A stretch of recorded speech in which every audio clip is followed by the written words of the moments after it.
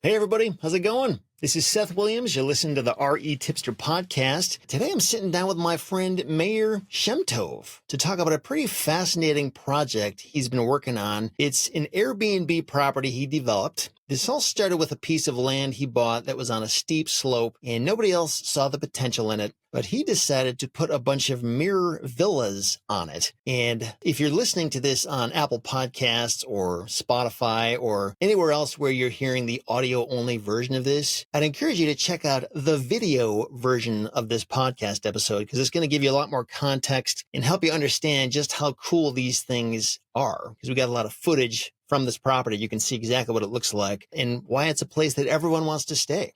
So you can find the video in the show notes at retipster.com/220 because this is episode 220. But in this conversation, I want to hear more about where Meir got the idea to do this and why he did it and where and how he got the money to do it and a lot of other stuff. So if you've ever wanted to create a unique experience property like this, or if you're just curious about what goes into it, you'll probably learn a lot from this conversation.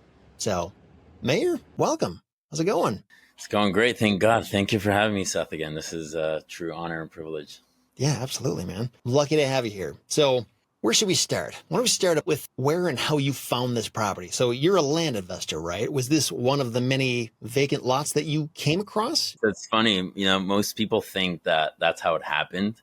I have purchased slopey properties in the past that I had to figure out what to do. But this started many years ago. My cousin and I had this vision of creating a micro resort where it's very intentional, a lot of attention to detail, very high-end premium experience. The big box hotel chains that are out there these days they're just lacking soul. They're lacking something like an experience like that feeling. And back in 2020, that's what I set out to do before I even started my land business.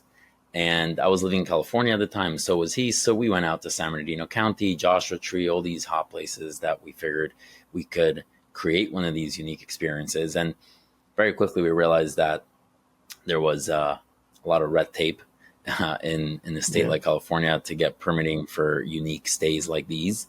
So we kind of put it in the back burner for a little bit. Then I moved to Florida. And my cousin, Eli, and his brother, Menachem, he was also dreaming of creating a place like this. So a lot of the credit goes to them. They found this property right across the street from a ski resort. It's called Whitetail Ski Resort in Pennsylvania, right by the border of Maryland. It's about 90 minutes from Washington, D.C. And they live in D.C. as well. And they came over to me and they're like, hey, man, we need you. And I was like deep into my land business. And I have a tendency to have a bit of a shiny object syndrome. So I was like, yeah, I don't know, man. Things are going well, and they kept on pushing me. They're like, no, we really need you. Like, a contract's expiring. We need the money. We need we need your experience. We need, a lot of different things that I guess they were lacking at the time. And I really, believe in them. They're incredible partners. Their work ethic is second to none. And I'm like, these guys are definitely A players and I want to join with them. So that's what we did. It was a week before New Year's and the contract expired December 31st. And the property was $200,000. And I had all my money tied in, how the land business goes, and a bunch of subdivisions and deals. And so what's funny is like I needed, $200,000 to just close on it. And they posted on a land group in the community saying, hey guys, I need to buy this property. Does anyone want to help me out here for just a little bit? And there was a land investor there who right away reached out to me and said hey man, I'll just wire you the money. And I'm like, yeah, do you want to talk terms? Do you want to talk what's the interest rate? He's like, no interest rate, just pay me back whenever you refinance or just take it. I'm like, why? He's like, listen, I've heard you different podcasts. I've been following you a little bit. I want to learn from you a little bit more. I want to kind of connect, and this is kind of my way to just help you out. And the guy literally wired $200,000. Good to have friends like that, huh? Yeah, I mean, I didn't really know him well at the time, and we put a lien on the property, obviously, on his name. So if anything goes south, he owns the property. Recently, I was talking to him, and I'm like, hey, man, why'd you do that? Are you crazy? And he's like, yeah, my wife was telling me the same thing. And I said, listen, I want to do this myself. If these guys don't actually execute, I'll just do it myself. So So that's interesting. It's incredible land. The community, we say in the land space, it's so giving, and everyone's just so friendly and close. So that's really how we got our start. Now, you mentioned that you paid 200 grand for this. In your estimation, was that the actual market value, or were you getting this below market value at all? So this property was sitting on the market for years, and the reason being, it was at the side of a mountain, and got no permits to do anything. It's just dirt. Like, how many times do we pass as land investors on these slopey properties, as we call them, bad topography, cliffside, and we're like, it's so hard to build. No one wants them. And no one really saw the vision. So credit goes to Ellie and Menachem, who actually went there and saw the vision, and they hiked up this slopey terrain, and they just saw the slopes, and they're like, this place is incredible. And they had that vision to be able to fully execute it. So do you think that $200,000 price, like, did that reflect the fact that the seller had it on the market for a long time and they lowered it and lowered it and lowered it? Or like, was there any kind of, and I realize, especially with properties like this that are slopey, it's hard to know, like, what is market value? Because it's not flat, and what do you compare it to? But I'm just trying to figure out, like, did you get any kind of a favorable equity position in this, or did you just buy it at market value because you saw the potential and what you could do with it? Yeah, we just paid market price for it because we saw the potential of what could be done. And when we say it's sloped, do you have any idea what the percentage of grade was? Like, is this like 45-degree angle, super steep, or was it like 15% or 5%? How bad was it? So the entrance is not that bad. We were able to do it with a regular car. As you go higher up, it gets steeper. We do have a problem with the winter, obviously, with the snow and the ice. So we had to heat up the driveway. That was actually one of the requirements from the township, was the driveway needs to be heated. So, we don't want people just crashing down into the road. Yeah, I don't know the exact slope, but it's doable now that we paved it, obviously, and we created the driveways and the roads. How did you heat it? You have like some electric blanket or something like that? Or so when we built it, we put underneath the I don't know if it was gravel or asphalt, the heating pipes. I'm not sure if it works with water or hot water or heat. Okay. So you have like a big hot water heater unit that heats the water and pumps it through. Yeah, it's called a pump house. That's how we call it. It's got all the water softeners, the treatment, all the the Wi-Fi. It's kind of like the outhouse that keeps all the utility stuff there. Did you have to like build any retaining walls or anything like that, or? Yeah, so as you go up, every unit that we built had to be obviously on a flat surface. You don't want people falling off their beds at night. So we had to build semi-retaining wall. Like, we had to engineer it in a way that it wasn't going to be cost prohibitive to build, but it was still good enough for it to work. How expensive was that? Because I have a little bit of experience doing that on a property I bought and developed, and it's kind of a lot. And again, I don't know what exactly how steep this is, but that coupled with the pipes and that kind of thing, it doesn't sound that cheap to build it or run it. So are we talking like a fortune to get this thing drivable? Yeah, I mean, I have to look at the line items of every single thing that we did, but just in terms of getting the driveways and the place ready, without even talking about the units, we spent, I think, about $600,000. Sounds about right. How many acres was this property? 17 approximately.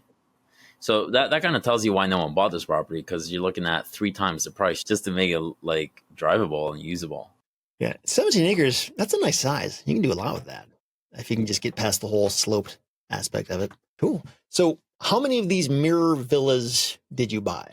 Yeah, there's 4 of them for now. There's 2 that are the deluxe, which are the larger ones. Those fit about 4 people, and those have a private sauna as well. And then there's 2 honeymoon ones, which are slightly smaller. All 4 of them have private hot tubs, but the honeymoons don't have a private sauna, and that's why they're a little bit less expensive per night. So that's a total of 4, yeah. And how big are these things in terms of like square feet? I'm not sure the exact number, but what I will tell you is that when you walk in, because they're for those who don't know, these are floor to ceiling glass walls. Think of this like big like rectangle that have sort of like the skyscraper in Manhattan, those windows that you can't see inside the office, but when you're inside, you see clearly outside. So it's a very special material. It's very unique. We had to import it from Estonia because that's where they manufacture it. And when you're inside, it feels way, way bigger than if you were to go to a tiny house. And that's because there's literally no walls. It's like you're just seeing this, like wherever you turn, even in the bathroom, it's all glass. We did frost, I think 4 or 5 feet just for privacy. But when you're showering, if you're a little bit taller, you can actually shower and you feel like you're outside. And it's an incredible feeling. And when you're outside, what's interesting is that when you're looking at these villas, you kind of don't see them. They disappear in nature, into nature, because they just blend beautifully. And it has like a bit of a tint, which actually is very flattering when you like look at yourself. You know what I mean? It's like not like a regular mirror. It's like a little bit darker in a way. And it also has like a UV film for birds not to fly into it and crash, so they can see them. The birds can see them. Yeah. So it's super cool. So at night, when you're inside, if you have all your lights on and it's pitch dark outside, then yes, people can see in, which is why we have floor to ceiling curtains that you can, for privacy. But during the day, yeah, no one can see it. Yeah. And again, just a reminder, check out the video version of this. You can also go to modernescapes.com. That's Meir's website where he currently has these things. There's pictures of them and they're really sharp. And actually, I can sort of see the slope of the land. This is kind of a wild guess, but it kind of looks like maybe a 25-30% slope. It's pretty steep. I mean, it's hard to do much with that unless you have a plan like this. So I see why. Now, there's 4 of these things on 17 acres. Are these like next to each other? Or like if you're staying in one, can you see the other one? Or is it like, are they in different places so they're kind of well separated from each other? Yeah, you can see them from a distance, but you definitely have your privacy. There's also trees around, and we did a lot of landscaping. So we designed them intentionally in a way where you have complete privacy. And it sounds like there's like full bathrooms inside each one. Yeah. And one of the units actually is ADA compliant. Yeah. So it's very big bathroom, big door, it's easily accessible. So that's nice.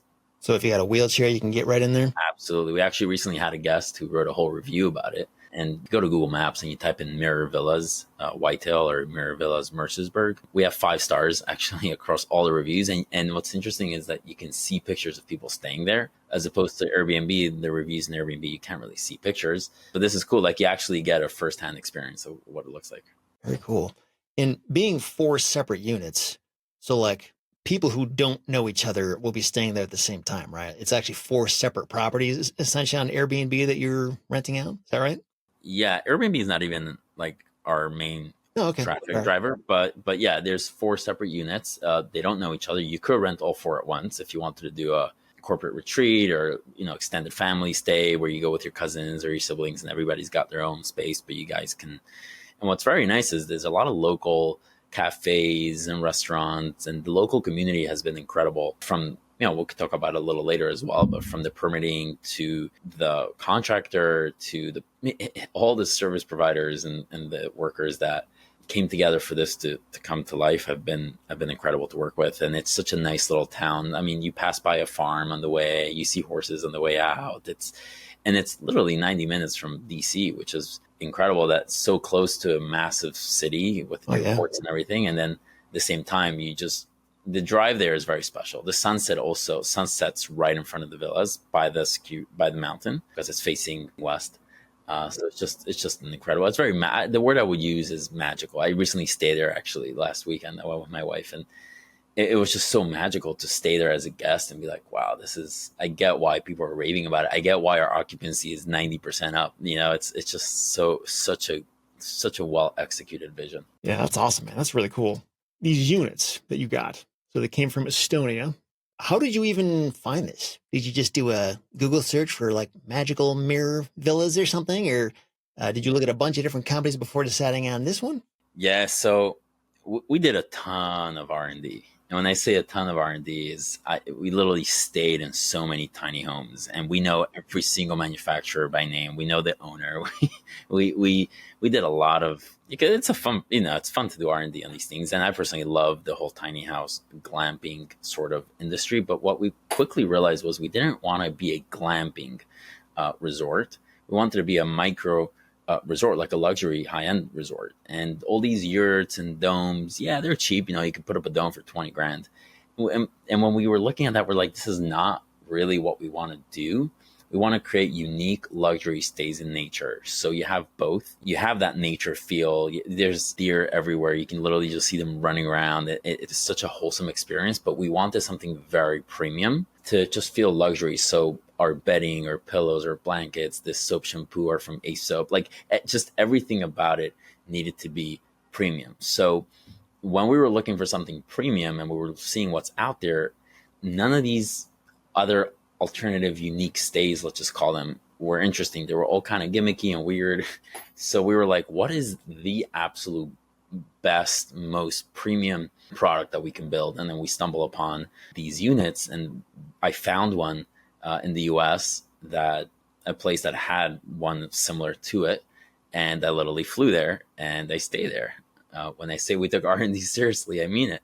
And when I was there, I was like, this is it. We got to buy these panels somehow. So we started, toying with the idea of doing it ourselves. And then we're like, okay, who created these panels? And then that took us to a factory in Estonia who creates these mirrors, these glasses. And we got in touch with them. And then we purchased the materials, and we actually flew down the team that designed it and that assembled a few of them to our location in Pennsylvania to instruct our contractors and our local people on showing them what is the best way to assemble them in the way that it comes out amazing, which I think that was, as you can tell, we didn't cheap out in any part of this process.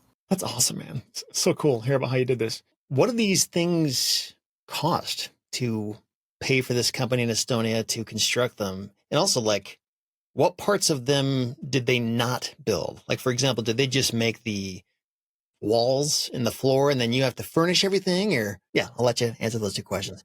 Yeah. So we did all the interior. So all the piping, the drywalls, the flooring, all of that was obviously done in-house. And the assembling as well was done all in-house on the site. Them and their glass together with some of the poles and the posts and like kind of the foundation, not the foundation but like the structure. So everything was built on site. But what was very interesting is, I don't know if you remember, there was a strike. All the ports were closed in the US, and that was October 1st, and our units arrived literally the night before. Oh my gosh. And that was a strike that lasted a couple of days, but it backlogged weeks and weeks. So we had a lot of these tiny little miracles that happened to us along the way. But yeah, everything arrived on time, and then everything was built locally by local contractors. So it sounds like the main thing that you got from the company in Estonia was the mirrors, and is there like a fixture or something that the mirrors are attached to? So basically like the walls? The structure. Yeah, it's like these very thick metal aluminum beams, I would say, and the structure and the glass. This product that they make, is this like the main thing that they're building, or are these mirrors used in like a bunch of other types of buildings too? Yeah, they try to make like saunas with them sometimes. I see that they're trying to create different units with them. So in terms of like the design of this, did you have to hire like an architectural engineer to do something, or did the company in Estonia like make the plans for you and then your contractors just following that? Yeah, so before we get to talking about like engineers and architects, there's also permitting. And I just want to touch on the permitting part of things, because that's probably the biggest bottleneck to creating one of these. You can't just buy a piece of land somewhere and then just make a micro resort with these units. And there is so much compliance that goes into permitting, zoning approvals by the board. You have a township, you have the county, you have the city, you have the state. There's just so much red tape and regulation. So in places like California, it's frankly take you years. Then there's places like Pennsylvania are a little bit easier, but still very, very hard to go through that. And part of that process is also designing just the flow of the place. So we had to do that in-house. We designed where we want the door to go, where we want the bathrooms. Like, we had a lot of agency in terms of the layout of the space, and we had to draw those plans and get them approved. So we did all that in-house using local contractors. The permitting process. So it sounds like the area where you did this was fairly easy to work with. I would say they were very good to work with. There we did everything that we were supposed to do and just go through the process. I know some areas are harder than others, but we're very grateful to them for allowing us to make this vision a reality. And I think ultimately it really helped the local community for sure. It boosted, the whole area. Is this considered like a rural area? Is that what you would call this? Yeah, I would say pretty out there. Yeah. Okay. Well, because I know that's, I have heard that tends to make it easier, just generally speaking, like when there's not a super dense population, kind of like you said, doing this in California, in LA, like it's probably almost unthinkable or would cost a fortune and take years to do.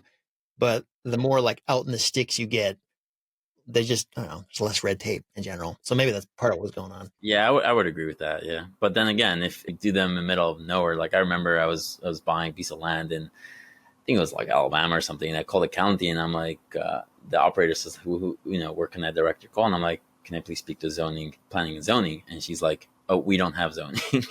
And I was like, what do you mean you don't have zoning? Like, yeah, we don't have zoning. I'm like, okay, thank you. You can do you can build a skyscraper there, but who's going to do that in the middle of like Alabama? And like, you just won't do that. So like, well, I'm wondering, did your property taxes go up much after making these improvements? Like, could that be part of why the municipality was like, okay, you can do it because we can charge you more money now? Yeah. So it's interesting you asked that. We recently spoke with an attorney in Pennsylvania who specializes in property taxes. And Pennsylvania is very unique in the way how they calculate property taxes. And we haven't yet gotten our property taxes reassessed. It's something that they're probably working on for next year. But yeah, it'll probably go up. The general contractor that you got locally that did all of this work, really probably the most important work, like making it all happen. How did you find them? Like, you just call a random person, or like, did you get a referral from somebody? Or because that's an important set of shoes to fill. So I'm curious how you found them. Great question. I mean, when you're working in a small town, you're like, okay, who built the bank? Who built the library? Who built like all the bigger, I guess, structures, buildings in place? The bank who we worked with is also local, and they recommended them. They're like, these guys are good, and we've worked with them in the past. So if you work with them, we'll be happy. Let's just say it that way. So it's been great working with them. Usually it's very rare to see someone that gets along with their contractor. I don't know if you've ever done your house, if you ever used a contractor, but a lot of people tend to like not be in talking terms with their contractor after they finish the work because over budget, over time, but it's been great. Obviously a lot of hiccups along the road as you can imagine. Just keeping an open line of communication has always been top priority for us. And having my partners there made all the difference. There was early morning trips, late night trips, overnight trip. Like they were really the ones who were doing a lot of the local work while I was focused more on the fundraising, on the different aspects that didn't require me to be there because I live in Florida. Now, what was the timeline like on this? From the date you bought the land and then the date you like order the mirrors to the date that like construction's finished, the first person is staying there? Like, how much time went by during this whole process? I would probably say it's record breaking in terms of how quickly we got things done. Like, this is not a blueprint for how most things will look like. This is just probably because Ellie is just a crazy animal and how fast he works and how optimistic he is. But we closed January 1st, 2024. That's when we closed on the property. And we had our first guest stay January 15, 2025.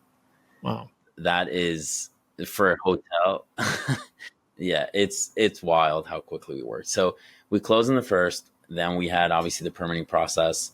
Again, we're very grateful for the township for working with us and working quicker than other places. Like in LA, we would still probably be working, waiting for a call back from zoning. And then in June, I believe we broke ground and, started laying out the foundations, the driveways and everything else. October 1st, as I mentioned, is when we got our panels. That was a very quick turnaround from when we got the panels to when we assembled the units. And then we were just racing against the clock because and we can talk about this soon, we pre-booked our stays a year and a half in advance. So we sold out before we even opened our doors. And it was a crazy rush when you have people coming on the 15th of January, no matter what. your contractor doesn't care. No one else cares. You care because you don't, so it was just it was a crazy, crazy hustle, mostly Yeah. on my partner's part. I flew in and I try to help out as well in the construction, although that wasn't really my department, but we got it done. We got it done by the 15th. Yeah. This might be a good segue talking about just the money aspect of it, like where the money come from, how many investors are involved. So let's start there. Like how many investors are in on this deal with you? Like how much money did you have to put in? And then like where'd the other money come from? Yeah. I have a very rich uncle who died a week. No, I'm joking. So we got a loan. So the whole project cost about 1.5. That's like land, everything. Everything beginning to end, 1.5. We got a loan from a bank for about $1 million.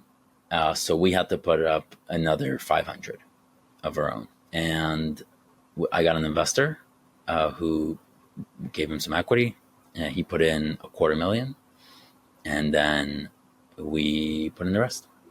And that's how it. That's kind of the breakdown. $1 million loan, 250,000 of an investor who got some equity, and then you and I don't know who else had to put in the remaining 250,000. Where did that amount come from? So the land is actually worth 200, so that counted for the 250, and then the other 50 was just me, my partners. I mean, and in terms of how we paid back the 200 Yeah.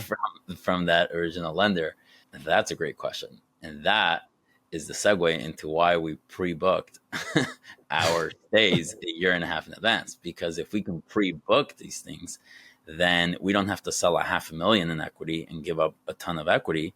We could just pay him back right away as soon as we finish the campaign, the Indiegogo pre-launch campaign, and then the money comes in, and then you pay that back, and then you get to retain a larger chunk of equity that way. And this is really interesting. I've never talked to anybody who has used Indiegogo for this.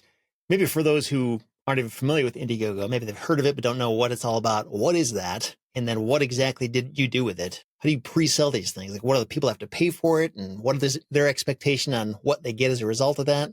Yeah, great question. So I have experience with Indiegogo. I've launched multiple products about 6-7 years ago, an electric skateboard, different headphones. And I was always back in my mid-20s. That's what I was doing. So I have experience with the crowdfunding platforms. For those who don't know, crowdfunding is essentially someone has an idea and they say, hey, I want to create this new set of headphones. They're electrostatic and you don't need to plug them into a wall, which is kind of what I did in 2016, I think. And it was great. And now you have to basically put renders of it, pictures, a video, what it looks like, a prototype, and then people back your campaign. What that means is people give, so you have different packages. So people say, I want to back $250. And the perk that you get is when we actually launch and we fulfill the product, you get a product shipped to your house. So it's not that you're buying and you're getting something, is you're contributing, right? You're contributing to the campaign, and whether the campaign is successful or not. So let's say the campaign fails, you don't get to get your money back because you just contributed towards a campaign. But if it is successful, then you get whatever perk you chose on the platform. So it's a little bit hard, but there is have you ever seen those lines outside of Apple when the new iPhone comes out? And you're like, who are these people, right? So they're called the early adopters. So, if there's like a bell curve, so you have the early adopters who are like those people who want in on the first thing, and they always love talking about innovative stuff. Then you have like the top of the bell curve is most people who are like, yeah, I'll just, let me know when it's ready and I'll go. Then you have the end, the long tail is the people that kind of the late bloomers. So what we needed to do is capture those early adopters and show them that this is real, that we're actually launching, ask them for money, give them a 45% discount, and allow them to book once we're live, which is a big ask. But again, for 45% off, and we also give them perks and, welcome package and a bunch of other stuff. So the misconception, and this is going to be a myth buster right here, is most people think that you just go on Kickstarter or Indiegogo and you launch your product, you announce that you're going to create a product, and then you get hundreds of thousands of dollars. Because, of course, you go to Kickstarter, they want you to believe that, so they put those on the homepage, and you're like, wow, I could just have this idea and put it up there and make a ton of money. Well, that is not true. The way it works is you got to work your crowd before you launch, and that's what we call a pre-launch. So let's say we launched, I think we launched September, October time, right? So I think we launched it like mid-September. So what we needed to do was 2 months before that, start running Google ads, Facebook ads mainly, and showing pictures, showing renderings, getting some PR around it, and then bringing people to a landing page where they can give you a deposit, a $50 deposit. And what you promise to them is that when we go live, you're going to be the first ones to book. And it's a first come, first serve basis based on the numbers. So if you're the first backer is 001, and those are the people who get to pick the dates first. So you want July 4th of July, you want spring break, whatever it is that you want, the earlier you become, and we call those the VIPs, the people who give you $50 to then go on your VIP list. And then the minute we launch, that's why if you look at the campaign, most of the money came in the first 3 hours, it was a surreal moment. My partners and I were on a Zoom call while we went live, and then the email just went out, and we're like 100, 200, 300. It was like crazy. I mean, we ended up raising $530,000 from close to 500 backers. It's just pretty crazy. Yeah. That's fascinating. There's a lot of questions just in that, like around the pre-launch and knowing what to say in these Google ads to pre-sell the thing. And I assume you have experience doing this, so it was kind of a natural thing for you to know how to do all that. Just in terms of pre-selling the idea, like, do you have some architectural rendering of what it is gonna look like? Or I don't know, how do you convince people that it's worth that many people to the point that you get $530,000? Yeah, great question. So Kickstarter doesn't allow you to do this if you don't actually have the product. Indiegogo allows you to do it with renderings. So that's why we chose Indiegogo. So once you have renderings, and we had pictures and videos of our construction workers doing the work and the contractor, and we created a private Facebook group for these VIPs where we would like give updates. And at one point, I literally took my phone and I filmed a selfie video saying, "Hey guys, listen, my name is Meir. Okay, I've done this before. I promise you that this is going to happen. And if it doesn't happen, I promise you, I will give you your money back. And you have my word." And that was it. You either trust me or you don't trust me. In general, I'm a very trusting guy. Like, I trust the universe. And I believe that that's kind of how it works both ways. People see me, they look me up. I don't know. They're like, yeah, I mean, I trust this guy.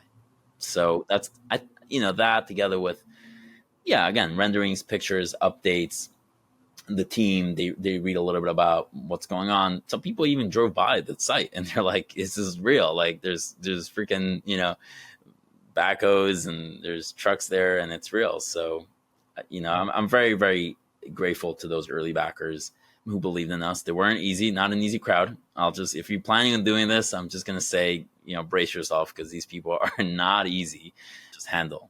When you say that, like, how are they not easy? Are they like calling you every day asking for updates or something? Or what was so hard about it? There's just like, "Hey, we were told this, we were told that," but we kept them very engaged. For example, do you want what type of sauna should we get? So we would do polls within our community of backers, right? Wood burning, or do you want it to be electric? So all these kind of questions. So people remain engaged. But yeah, I mean, I knew this from my previous Indiegogo campaigns. People, they give you money. They didn't get anything on the mail the next day like we're used to. So they're like, "Are you real? Are you not? You said this, you said that." They're trying to sort of prove to themselves that you're real, but they do that by asking a million questions. And things come up, so you just have to communicate. Again, open line of communication is key. Yeah, that's interesting. And by the way, the link to Meir's Indiegogo campaign, I'm going to post that in the show notes. Again, retipster.com/220. It's helpful just to see what it looks like what the pictures look like, the video, got an FAQ section, the story, just gives a lot of very helpful info to somebody who might be thinking about putting money into this. Like, a lot of those questions are answered. It might be a good model to follow for anybody else out there who's trying to do something like this someday. But that thing you mentioned about keeping people engaged. So my friend, Oren Klaff, worked with him a little bit this past year, a few months ago now, about raising money for a private equity deal. And that's something that he does really well. And it's almost like part of the plan is that every single week there is a live community call with the investors just to like keep them engaged, just to let them know where things are at. Like, how is the deal progressing? And it would be hard to have questions in that crowd because every conceivable question is answered if you're showing up to those things. So something like, I never would have thought of that's a big part of raising money, but I think it is, depending on the project and how much money and where it's coming from, is just constant communication with those people. I would agree. It makes it a little harder when there's that time component to it, because a lot of people are like, hey, my anniversary is February 5th, and I literally backed your campaign because I want to go for my anniversary. And then they get like an update, be like, oh, this, that. And they're just nervous. Like, it's like these self-imposed timelines that people put. And at a certain point, I have to tell people, like, hey, if you want like the certainty, just book, go to Airbnb and just book something else, and then use this for like a later date. Like, we add an insane amount of pressure. You have no idea. Of all the different people involved with this, and in that Indiegogo campaign, it lists a bunch of the people involved, including you. Who is like officially in charge of running this place? If I was one of these Indiegogo investors and I got a question, who am I asking? Am I asking you, Meir, or somebody else on the team? Yeah. So most people have this vision of a company where you have like this big hotshot CEO who's like the driver driving the car. And the way we see it, it's more like a rowing team. So Menachem, Eli, and myself, we're all rowing the boat, right? So yes, we each have different seats that we sit on. If you're familiar with EOS, so there's different parts of the business. So I'm more the visionary, and then they're more like the integrator, and then there's the finance, the marketing, then there's operations. So we divvied up kind of all the different parts of the business. So if it would be a guest communication, like if a guest has a problem, that would go to Jennifer, who's our location manager, and Jennifer reports to Ellie. So that's kind of how like things work now. Although when we did start, I have to admit, we weren't as organized, and everybody was just doing everything. And it was just like, go, go, go, go, go until we were done. And now we were able to take a breather and be like, okay, because we do have, we talk about this a little bit more, but this is our first of many, many, many locations that we have in the pipeline.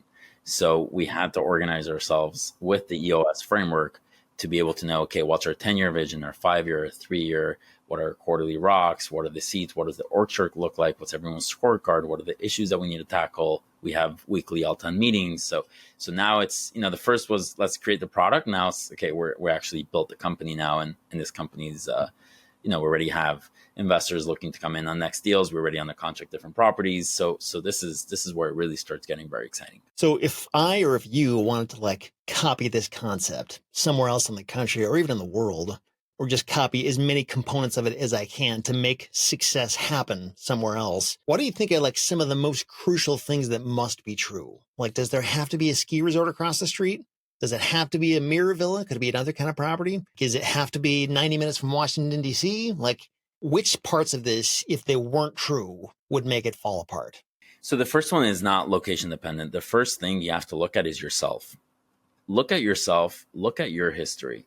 Are you the type of guy who started doing the dishes, but then sort of left it undone, who started organizing your room, but sort of walked away, who thought of building a business a million times, but never got your act together?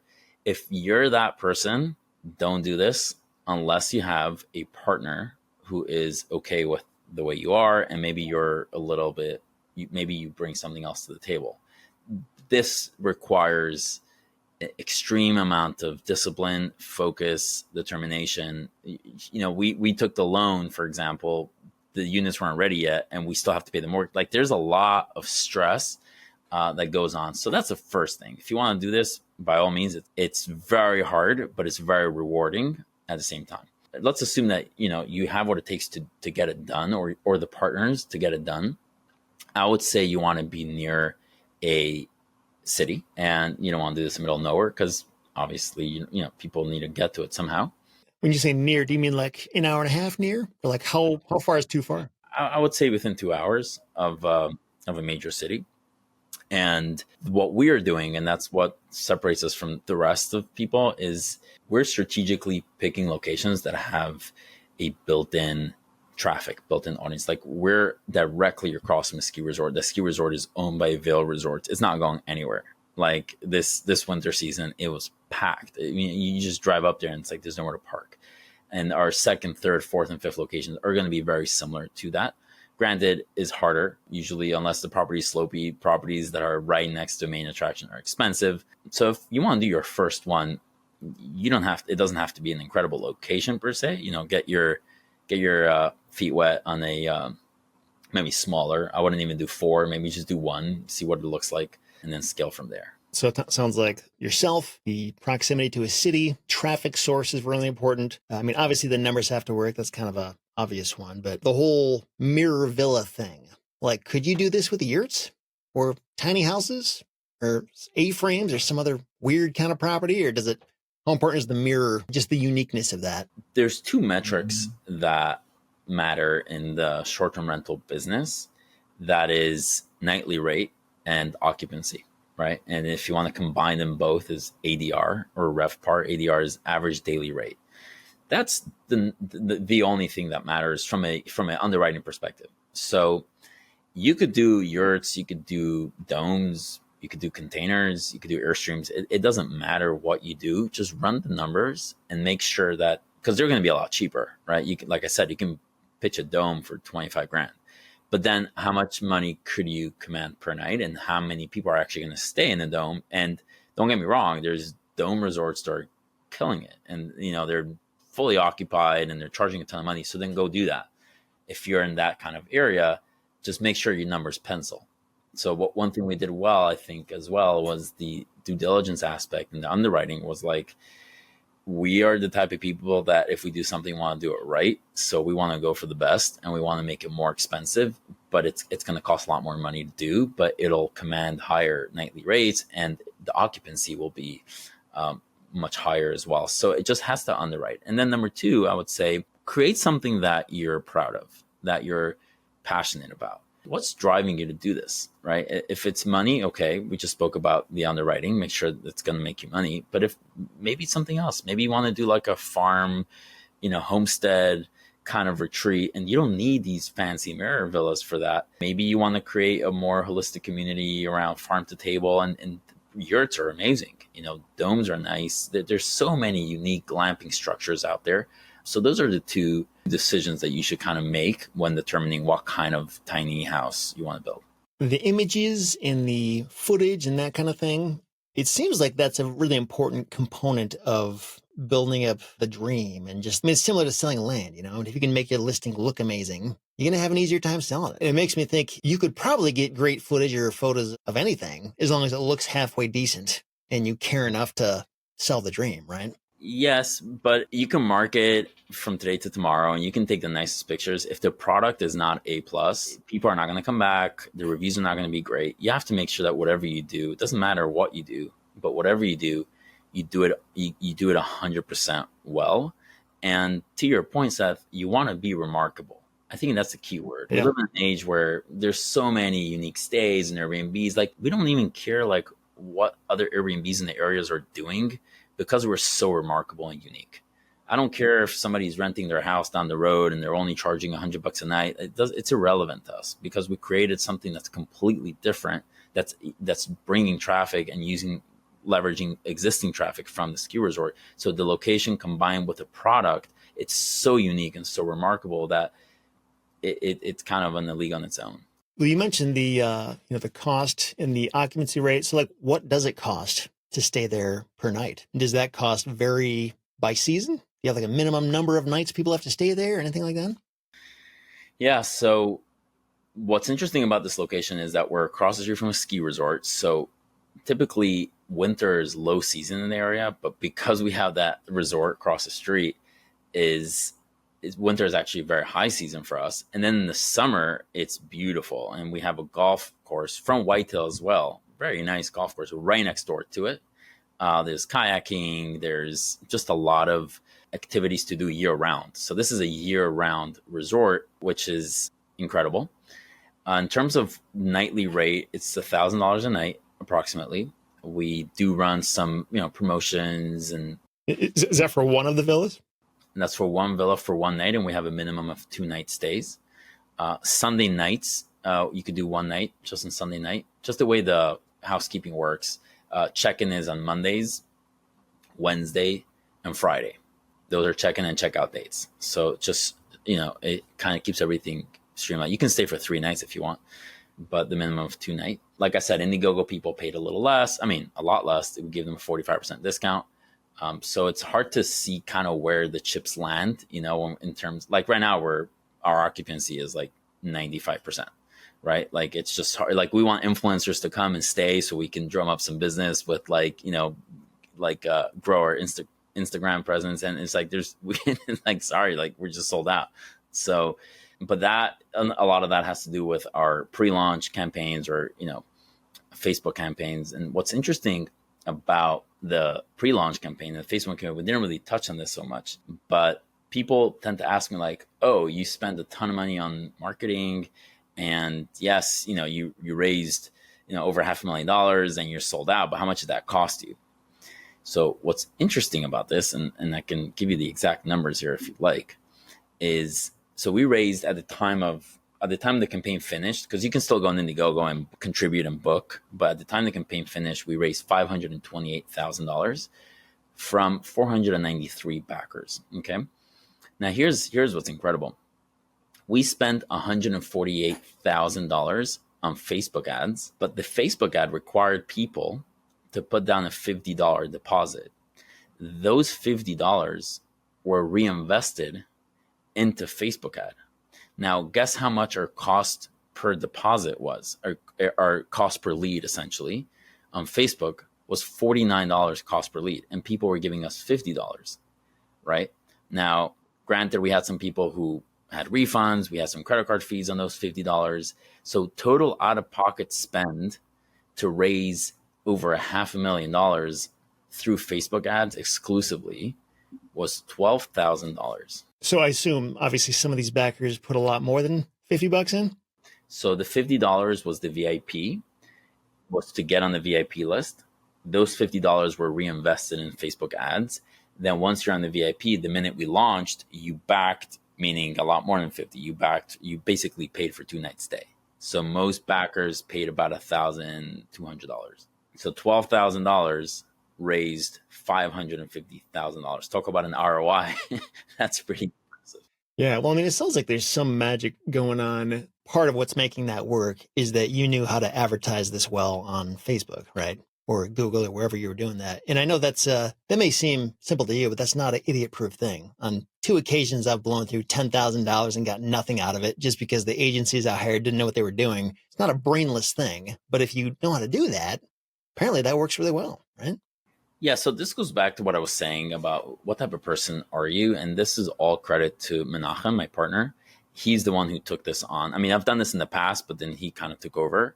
And he has an incredible determination to see things through till the end, and he just does not give up. He's relentless. So we had weeks, for example, where the cost per lead was $25 or $50, and that was amazing. We're like, wow, people are giving us $50 and it's only costing us $25. We're making money just on these ads. It's just crazy.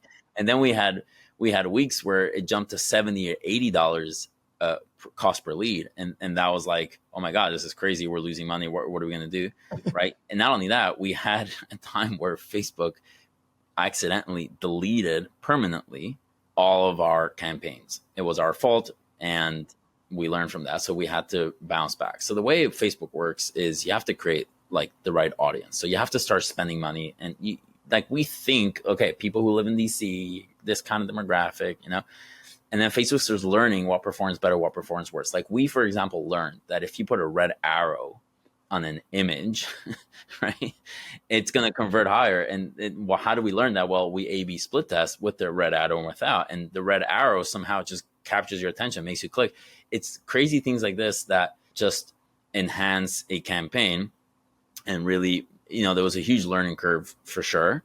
But I mean, the end results were incredible. On the occupancy rate thing, you said it's 95%. And I guess this hasn't been open for a full year yet, right? But I'm curious, like in your projections, what does the occupancy rate have to be in order for you to break even and not lose money? Oh, to break even, 20% occupancy. Yeah, no, I mean, this is, again, it's a premium product. People are willing to pay for it. We're still getting bookings at full price. People who didn't get the discount or anything, people who just live in the area. It's also a very affluent area. I mean, 18 out of the 25th highest gross income zip codes in America are within driving distance, right? So historically, Virginia, Washington, D.C., Maryland, there's a lot of like affluent people, older wealth, inherited wealth, a lot of people working for the government, it's definitely a huge plus. We'll see what the ADR ends up being, but we are investing a lot in marketing as well, just to book out, next year already, and just to build out our social media following. At the end of the day, these micro resorts are mainly driven through social media. You see a reel, you see an incredible, again, it's all about your product. Are you remarkable? Is this something worth talking about? Is this something people want to take a picture and share it? And people just go to the website and end up booking. So, well, it's too early to tell, but at the rate we're going, thank God, I think this is going to be one of those great starts into our second and third location. Yeah, I would say this is a very social media friendly property. I mean, if I was staying there, I would totally want everybody to know where I stayed, and I want them to see what it looked like, because it looks awesome. Yeah, thank you. I'm curious, just kind of a random question. With all these mirror windows, is it difficult to keep those things clean? Like, it seems like it could start looking dirty quickly if somebody's not squeegeeing these things all the time. Or do they just kind of magically look good no matter what? Yeah. So when I was staying there last week, I actually saw the clean crew cleaning the other units, and I just popped my head in to say hello, and I see them, scrubbing down the glass and Windex, and Windex is definitely a line item in our in our expenses, but yeah, it gets done. It's definitely very clean when you go in. So, do they do that like every single week?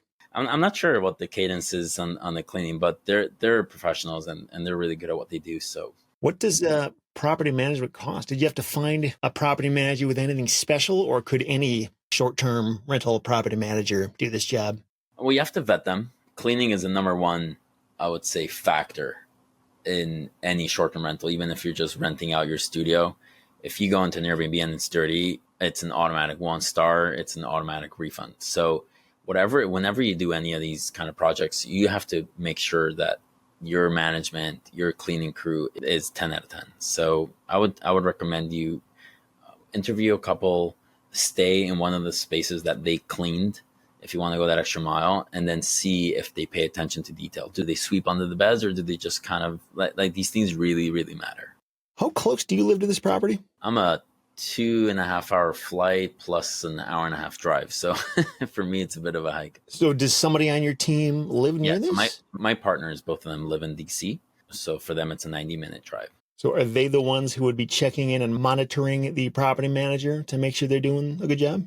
Yeah, they go there frequently. They're on top of anything that has to do with like local construction or management. It's more their department. So back to that question of like what your role is in this now. It sounds like you had a really important role in getting the word out there about the Indiegogo campaign and communicating with people.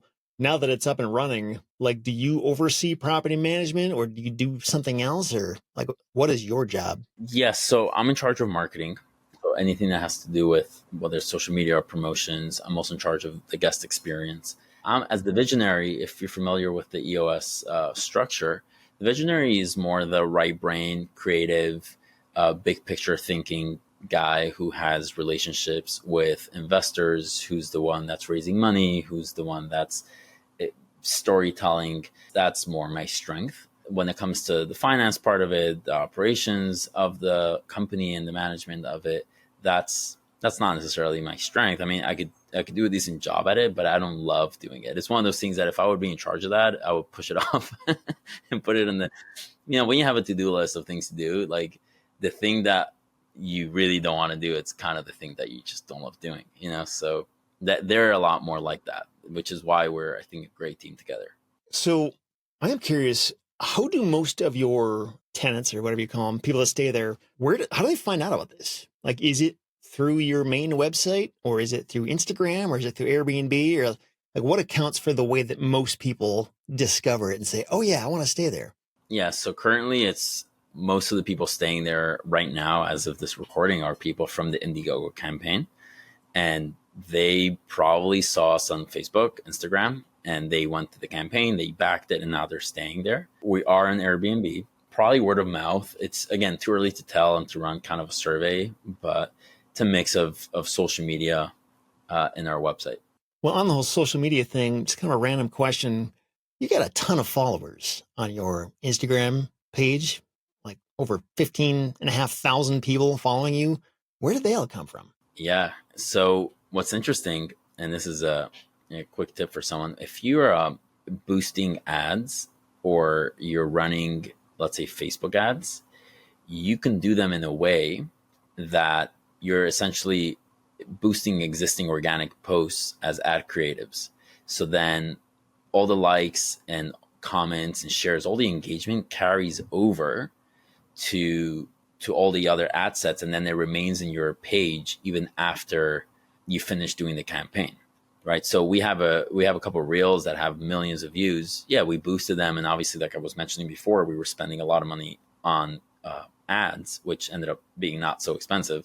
But those aren't just to drive people to your website to book, but those people, because you're boosting organic ads, are in your Instagram, so they just hit follow. And like you mentioned before, this is a very Instagrammable. People want to follow us because it's so cool. It's like, what's the next location? What's the next kind of structure? So Modern Escapes is the parent company that we created for this, and it's the parent brand. The Mirror brand is just these mirror units.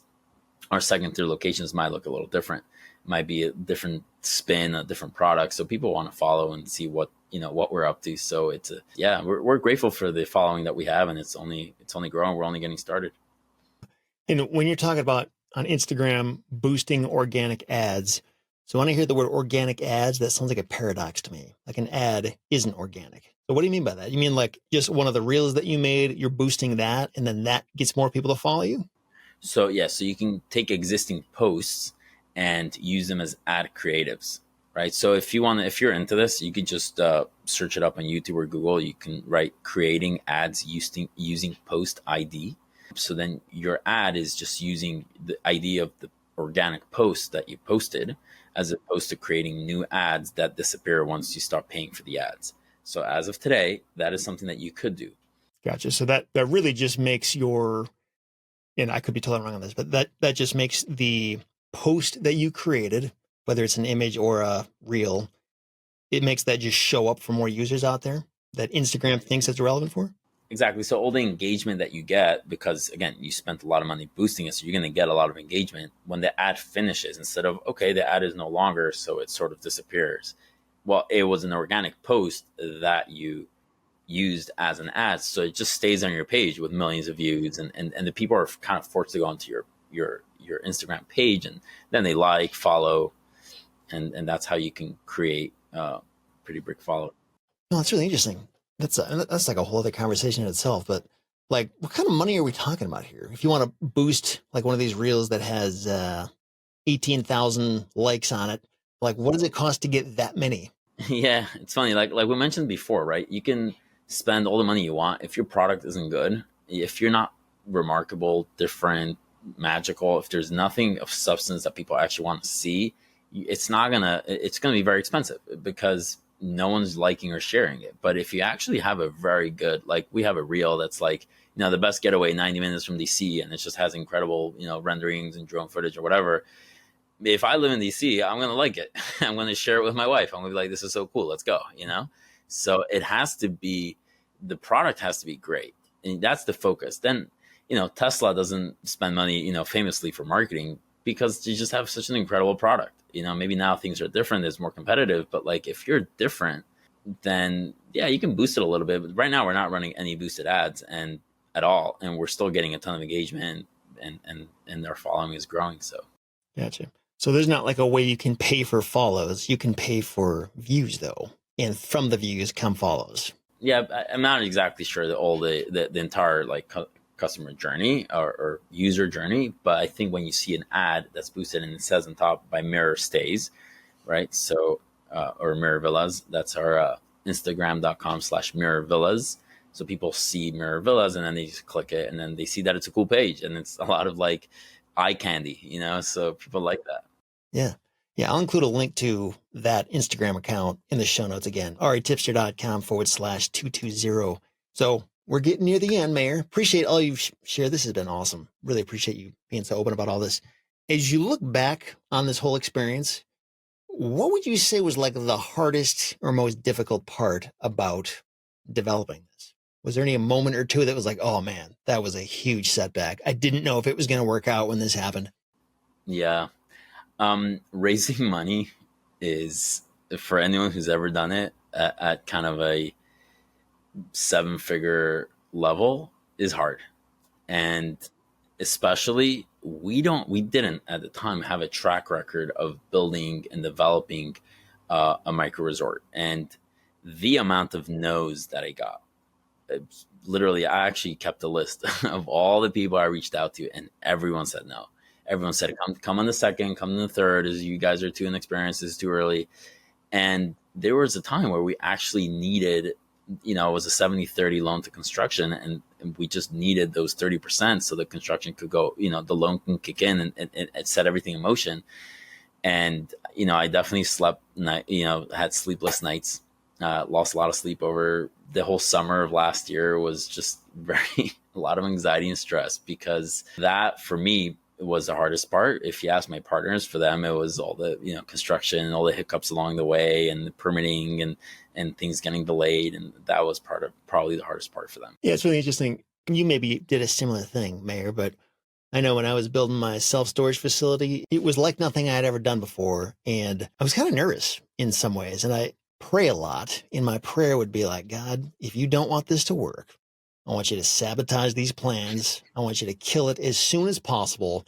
I don't want to spend a bunch of money and get all emotionally invested into this and have it blow up in my face.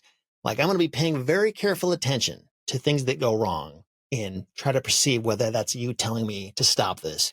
Like, that was for months, I would pray that as we got further and further. And there were some setbacks, but like, ultimately I was kind of surprised at how the doors just kept like opening and opening. Like, when you look at this kind of process and you see some things go surprisingly well, it's like, oh, we got the permits. That was really not that hard. Or, man, this seller's willing to part with a really good property. They don't see the potential. But then you have like the money raising issue. Then you have the issue with the strike that held up the panels, just stuff like that. I don't know. How do you deal with that just emotionally? Like, is there anything where you're like, oh man, this was a huge mistake. I never should have done it because of this. How do you keep your courage as you keep going through this process? Yeah, I second that. I pray a lot. I'm a man of faith. I pray every morning. And during that time, I had a lot of special prayers that I would make for money to come through, permits to come through. We needed a variance for a few different things. We definitely experienced a lot of tailwind. A lot of the hand of God was present for sure at many, many steps of the way. And look, I believe that nature is a constant miracle, right? And the reason why we're not blown away by it all the time is because we're just so used to it.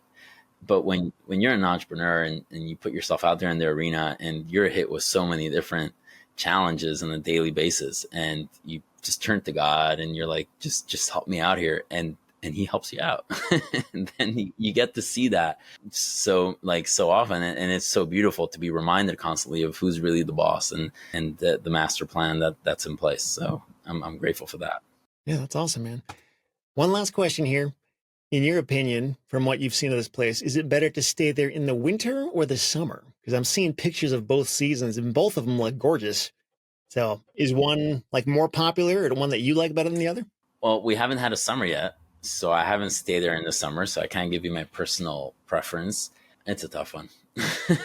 Well, it's great though that you've got one where it's a tough call. Like, it's a great place in both seasons. Like, that's a huge deal. I know I got friends that have short-term rentals in northern Michigan, and like this summer, that's when it happens. Like, you better make your money in the summer because it's going to be dead in the wintertime.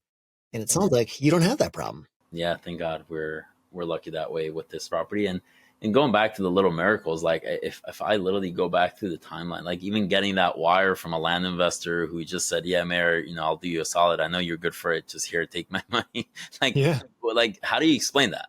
Like, there's so many parts of this process where it's like, how do you explain this in terms of summer and winter? Also, like we didn't even realize what an incredible location was. And this property was literally out there for the taking for years. So there's so much. And as I always mention, Seth, and you know this about us, that, you know, we give at least 10% to charity, at least sometimes it's closer to 20%. And, you know, I just believe in giving of whatever is given to me. We're stewardess of money, of time, of anything that's given to us, and the universe and God kind of bring that back in a certain way. If you stand in front of a mirror and you do the motion of taking, what you see is someone taking from you.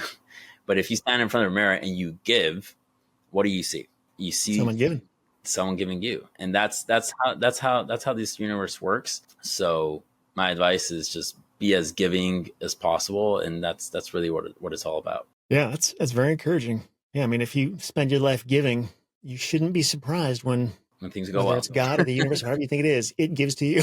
Yeah, that's how it works. Well, Meir, again, thanks so much. I was hoping we could have this interview, and I'm glad you agreed to it because I learned a ton. I'm sure a lot of people who are into this kind of thing loved it. If people want to find out more, again, should they go to modernescapes.com is where they can book. And for me, I mean, they can follow me on Twitter. That's x.com/landmeir, because I sell land. Meir is MEIR. But yeah, modernescapes.com, you can book there. Instagram.com/mirrorvillas. You can follow us there. And I wanted to say that this is actually the very first time that we're sharing all of this information with the public. I've never done a podcast about this before. We've never done any blog posts or any articles. We kept all our numbers confidential. We kept all of this.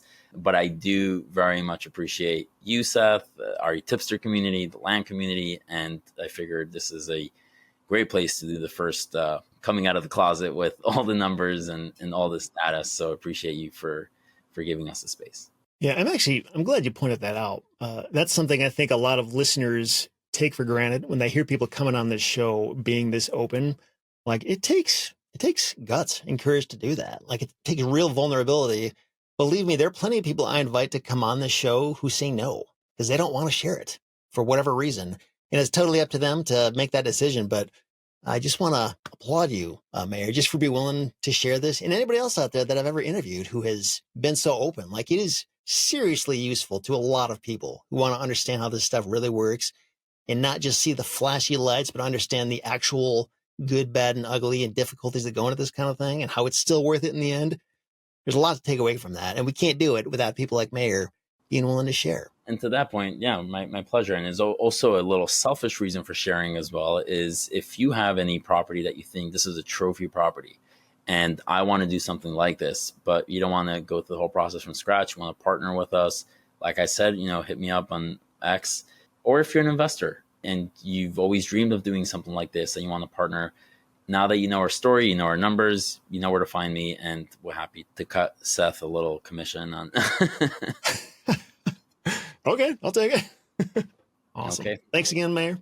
Thanks again for everybody listening. Again, show notes in more than usual. I suggest you check them out so you can see the video of this and see the footage. But it's retipster.com/220. Meir, thanks again. I'll talk to y'all next time. Thank you, Seth.